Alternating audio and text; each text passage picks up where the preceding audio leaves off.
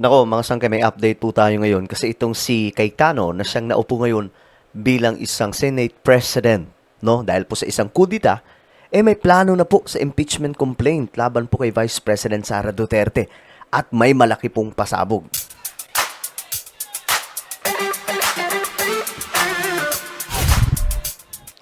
Hey guys, what's up? This is me. We are back dito sa ating YouTube channel. Ito, pag-usapan lamang po natin ngayon mga sangkay itong pasabog ni Senator Cayetano kasi nagsalita na po siya ngayon regarding po dito sa impeachment case laban po kay VP Sara na anumang oras mga sangkay makakarating na po sa Senado.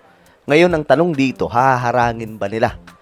May matinding pasabog itong si Cayetano mga sangkay. Magugulat kayo. Anyway, bago tayo magpatuloy sa mga hindi pa po dyan nakapag-subscribe sa ating YouTube channel, makikita nyo po yung subscribe button sa baba ng video na to.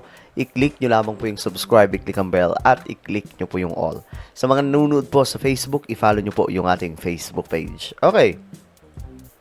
So, ito na nga mga sangkay, tingnan po natin. Ito, ang balita. Nagsalita na po si Cayetano sa bilyonaryo. Matindi ito mga sangkay. Tingnan po natin.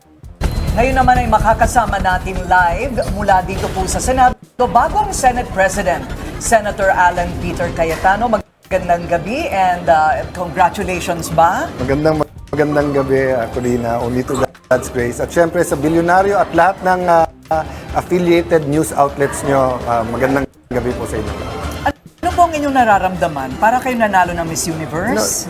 The way kasi I got here, especially the last 4 years, walang magsasabi kahit sarili ko. So it's just really a walk of faith. So thankful. Pero having said that, ramdam mo yung bigat ng mga problema ng bansa. Pero nakakaramdam din kayo ng suporta? Sobra po. 13 lang kami, pero grabe po ang pagmamahalan, pagtutulungan. But like when we started the day yesterday, hindi namin alam mangyayari. Tapos hindi namin alam may habulan dito. So it was problem after problem, but it was solution after solution also. But alam niyo mga sangkay, ang nakita ko po dito kay Senator Cayetano, di ko pa po siya narinig na bumanat talaga kay PBBM. Wala pa, hindi ko pa nakita mga sangkay o hindi ko pa narinig. Correct me if I'm wrong. On the day itself, ang kwento po niya sa akin kanina, Pinky Willard, ay Maliban na lamang po noong 2016, 'di ba? Nung eleksyon pagka Vice President, at that time nagbangayan sila. Pero nung nanalo si BBM, wala siyang banat eh. Okay, so, well, pasensya na po kayo, makulit ako ng konti, pero ano po masasabi ninyo dun sa mga hindi naniniwala sa timing? Yung timing daw ng botohan para baguhin ang liderato. Well, number one, this isn't the first attempt.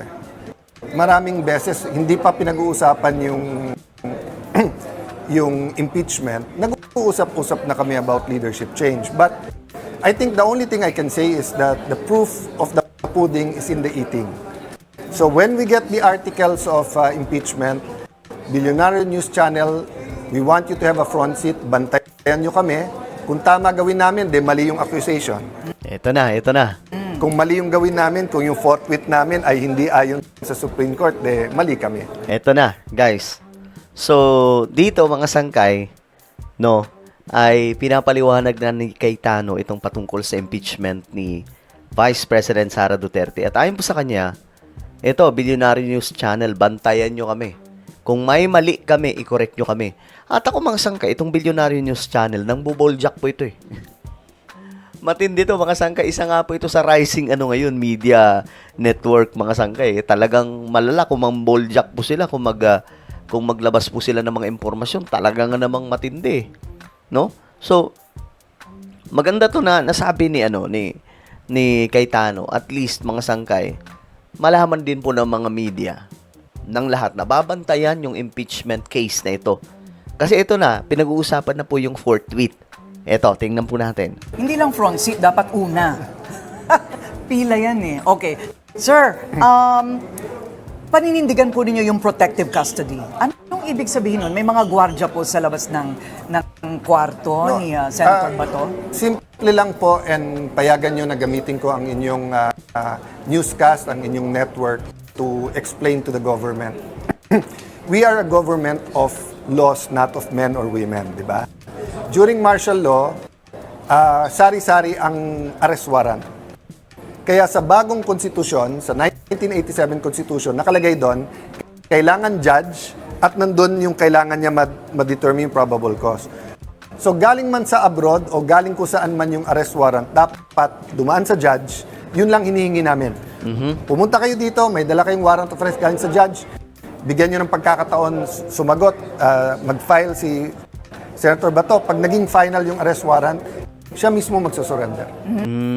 So, kailangan lang idaan sa korte ng Pilipinas. Yun lamang daw po yun yung ibig sabihin mga sangkay ni Cayetano. Okay, so hindi naman sa dahil ayaw talaga ninyong ibigay sa ICC. Wala kaming power to stop Philippine law legal processes. But sa ICC, kailangan it conforms with our Philippine Constitution. Okay. Is that a matter of opinion, you think? Or No, that's really... we're just all emotional about the issues kasi kakanangyan. But you will go into the future and see. So, interpretation ngayon ng ICC, ha? Dapat kasi 1 year pag umalis ka na at walang investigasyon, hindi ka na pwede mag-imbestiga. Kay Duterte pwede. Tinanggap natin lahat yon kasi nga dahil nga dun sa mga victims. So theoretically, they can arrest some of our progressive leaders to say na may mga mass graves yung NPA. Theoretically, they can arrest some of our generals, nakaupo man o hindi, to say na Marawi, etc., di ba? Kung may magreklamo, yes. They can arrest some of our kung may magrereklamo. So you mean they don't have to pass a Philippine court? Kung gano'n ang sistema, mauubos gobyerno natin. We know that foreign governments are pro o anti-Philippines depending on the geopolitics. So why allow a political force outside the country not to follow our constitution? Okay.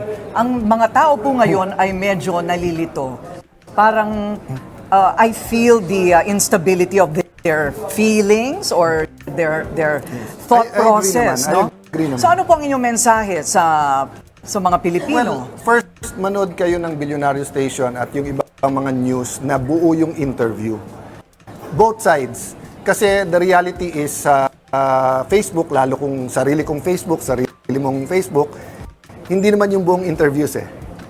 So halimbawa, yung sinabi ni Senator Trillanes, Senator De Lima na sila naman nagpa-aresto dito. Yes, but they coordinated and they exhausted muna all legal remedies before sila nagpa-aresto. So there'll always be fake news. All platforms will be accused of fake news, diba? That's why the credibility of the station and the quality of questions and interviews really matter. So yun lang ang payo ko na get to the bottom of everything, but hindi mo masisi tao, hirap na eh. Pero, so sir, how do you absorb all of I know. when you're talking about livelihood every day? Parang diba?